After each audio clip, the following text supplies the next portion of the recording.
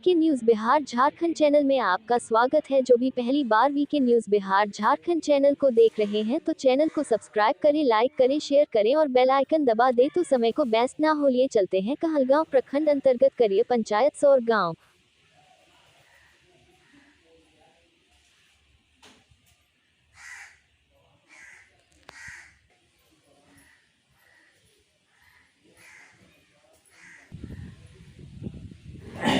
बाबा, आप ये बताइए कि गंगा मैया अभी रूठ रही है, सिकुड़ रही है। इस गंगा मैया पर आप विस्तार से तो बताएं मेरे श्रोता भक्तजनों को चैनल के माध्यम से।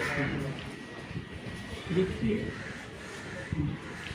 विष्णुपाद संभूते गंगा तिरुपति ज्ञामनी ब्रह्मदेवेति विख्याते पापम में है जानवी गंगा गंगेति योगिया योगिना नाम शत्रपि मुचत्ते शय पापक जो विष्णु लोके चलिए।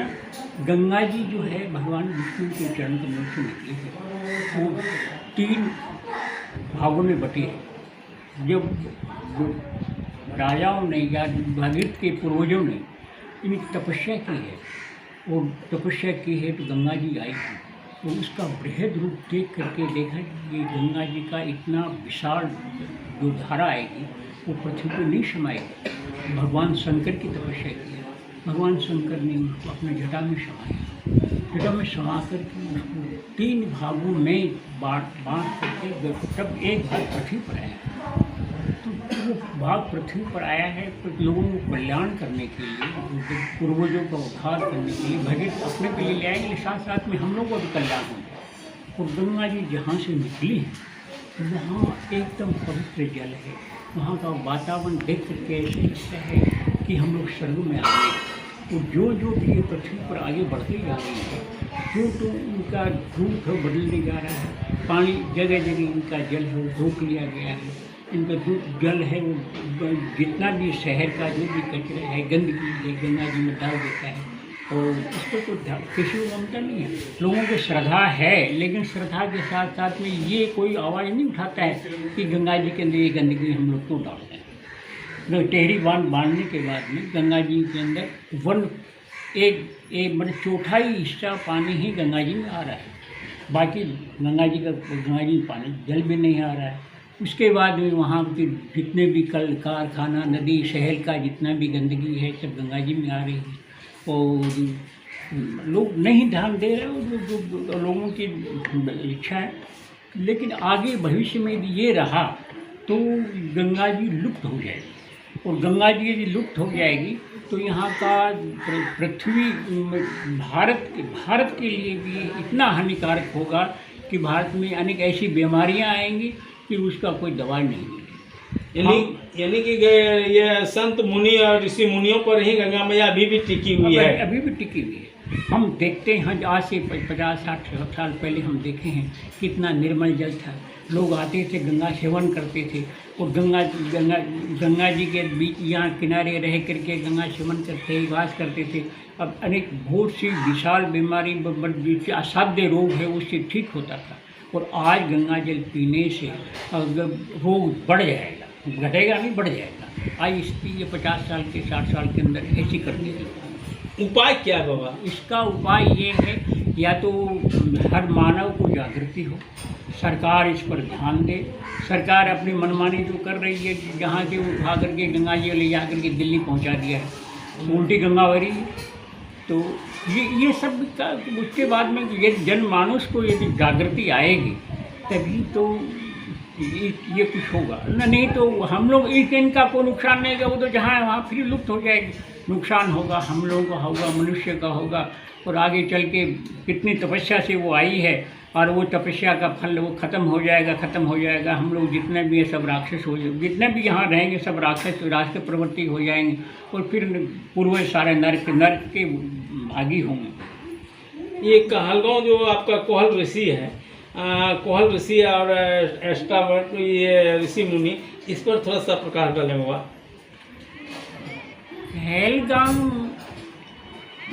कहलगांव का एक भ्रंश होते होते कहलगांव हुआ है। ये कहोड़ ऋषि थे। कहोड़ ऋषि थे और अच्छे विद्वान थे जी और शास्त्रों यहाँ तपस्या करते थे। जी तपस्या करते करते एक दिन वो शास्त्र पढ़ रहे हैं, जी कहो ऋषि, जी वो शास्त्र पढ़ते हैं, उनकी पत्नी सामने बैठी सुन रही थी तो आवाज़ आ रही है कि असुत्तुम किम वक्तव्यम। उनके मन में आया कि वह पति पत्नी दो बैठे हुए हैं, दूसरा कहीं कोई है नहीं, ये आवाज़ कहाँ से आ रही है। फिर दोबारा पढ़ना शुरू की तो फिर आवाज़ आती है कि असुत्तु पुनरपि असुत्तुम किम वक्तव्यम।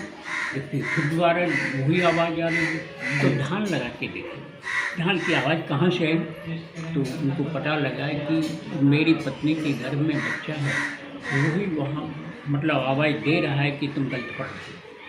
तो क्रोध हो गया कहो ऋषि जी कहो ऋषि को क्रोध हो गया जी कि ये जब पेट के गर्भ के अंदर है, मेरी इतनी गलती निकाल रहा है, तो बाहर निकले क्या जाने कि हमको अपने उनको ये मतलब ये दृढ़ विश्वास था कि हम बहुत बड़े विद्वान हैं, जी तो बाहर निकालने में हमको बेइज्जत करेंगे। तो आज से ये भीतर से इतना अभी गर्भ में इतना टेढ़ा, बाहर निकलने के कारण उसको श्राप दे दिया कि तेरा जाठों में टेढ़ा हो। उसी समय गर्भ में ही शराब गर्भ के श्राप दे दिया गया। उसके बाद में अपना काम में अपने तपस्या में लग गए। कोहल ऋषि के पत्नी का क्या नाम है?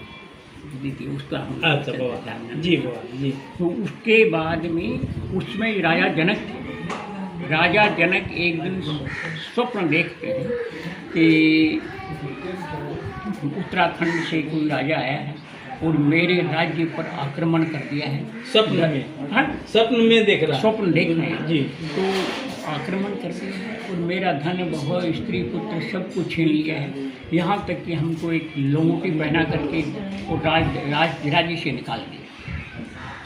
हम बाहर आए हैं, 3 दिन के भूखे प्यासे घूम रहे हैं, कहीं कुछ खाने को नहीं मिल रहा है।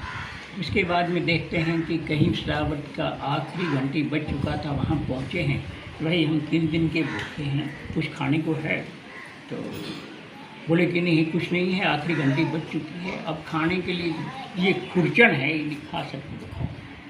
वो जैसे ही वो खुरचन भी 3 दिन का भूखा आदमी वो खुरचन लेता है, पत्तल के ऊपर हाथ में भगवान से कई सुर से कहता है कि हे प्रभु लो भोग तुम यही लगाओ। जैसे ही ऊपर करता है, एक चील आती है, झपट्टा मारती है और वो खुरचन सारी नाली में गिर जाती है। तो ऐसे करके वो राजा जनक इतना अशुभ स्वप्न देख करके वो घबरा गए। घबरा गए। दूसरे दिन विद्वानों की सभा बैठी थी, उसमें ये हुआ क्या पूछा गया कि भाई हम जो कुछ देखें वो सत्य है या झूठ? सबको ये बोलते हैं राजन जो आप कुछ देखें वो सब तो सत्य ही है, देखा हुआ चीज़ कभी झूठा थोड़ी होता है। उसके बाद में वो पूरे हिंदुस्तान के विद्वानों की सभा बुलवाई कि आज जो भी मेरे प्रश्न का जवाब देगा उनको जो मांगेगा वो मिलेगा। यहाँ से कौर ऋषि भी गए जी। और यदि जवाब नहीं देगा तो उनको बंदी बना लिया जाएगा, बद्री का आश्रम में तपस्या के लिए छोड़ दिया। कौर ऋषि गए तो पूछा उनसे, बोले कि हमने जो कुछ देखा है वो सत्य है या झूठ? बोले महाराज जो देखा कि तो सत्य ये झूठ थोड़ी होता है। तो उनको बंदी बना लिया। कौन ऋषि को? कहोर ऋषि को बंदी बना लिया। कुछ दिन बाद में वो अष्टावक्र कुछ बड़े ने पूछा, माँ मेरे पिताजी कहाँ हैं? बोले तेरे पिताजी को कैसे किराए गए थे आस्था करने के लिए और वहाँ पर उनको बंदी बना लिया। तो बोले माँ मैं भी जाऊँगा। बोले बेटा तेरे पिता के लिए हम इतने रोग हैं, तुम एक जीवन का सहारा है, तुम चले जाओगे तो मेरा क्या हो? तो बोले कि नहीं मैं जाऊँगा। वो जबरदस्ती लांची माँ के मना करने पर भी चले गए। वहाँ राजा जनक के यहाँ गए, दरवाजे पर पहुँचते हैं तो दोही पर दरबान था, वो उनको रोक लिया। जाने अंदर जाने प्रवेश नहीं करना। अंदर प्रवेश नहीं करना। बोला कि हम पहले पूछ के आते हैं। राजा जनक के यहाँ गए कि ऐसे 8 में टेढ़ा है, कोई गरीब ब्राह्मण आया है शास्त्रार्थ करने के लिए, तो क्या करें? ले आओ भीतर ले आओ। वहाँ पर पंडित विद्वानों की सभा बैठी हुई थी और उनको देख करके और सब ताली बजा कर हंसना करते रूप देख करके। रूप देख करके वापिस चल गए। बोले क्या हुआ, आप वापिस जा रहे हैं? बोले यहाँ सब चमार बैठे हुए हैं, यहाँ कोई विद्वान थे ही न, मैं हम किससे शास्त्र करेंगे। तो राजा जो देखे कि ये कितनी बड़ी बात बोली, इतने विद्वानों को समाज बोल रहा है। तो बोले कि महाराज बात ये बताइए, पहले तो प्रश्न ये बताइए कि आप इनको चमार क्यों कहें। बोले चमड़े की परख होता है वो चमार करता है, वो ज्ञान की परख, बुद्धि ज्ञान की परख होता है विद्वान करता है। तो ये मेरे चमड़े की परख की, ज्ञान की परख नहीं की, इसलिए चमड़े की परख करने वाला चमारी होता है। राजा भी समझ गए कि कुछ है। राजा जी ने बोले कि अच्छा एक बात बताओ कि हम जो प्रश्न पूछेंगे उसका जवाब दोगे। बोला हाँ दूँ। और नहीं जवाब मिलेगा तो हम बद्रिकाश्रम अरण्य में बुधर में आप भेज देंगे, वहीं तपस्या करना, जब तक सही जवाब नहीं आएगा तब तक नहीं छोड़ोगे। ठीक, तो पूछिए क्या प्रश्न पूछना है। बोले ये बताइए कि हमने जो कुछ देखा है वो सत्य है या झूठ। बोले राजन, जो आपने देखा है वो झूठा है, और आप जो देख रहे हैं वो भी झूठा है। सत्य को देखा नहीं जा सकता है, सत्य को परखा जाता है। आप ये जितने भी जो सब नाशवान है, इस आंखों से जो भी देखा जाता है सब नाशवान है, सब झूठा है। आपने तो सपन देखा है वो भी झूठा है, और आंखों से जो भी देखा गया है वो भी झूठा है। इसलिए सत्य की परख ज्ञान से होती है, देखने से नहीं होती है। राजा खुश हुए और उनको पूछे कि तो आप क्या कह रही बदली। तो कुछ नहीं चाहिए, वो कुछ नहीं चाहिए, निस्वार्थ भाव साधना करके आए। आज मतलब उनकी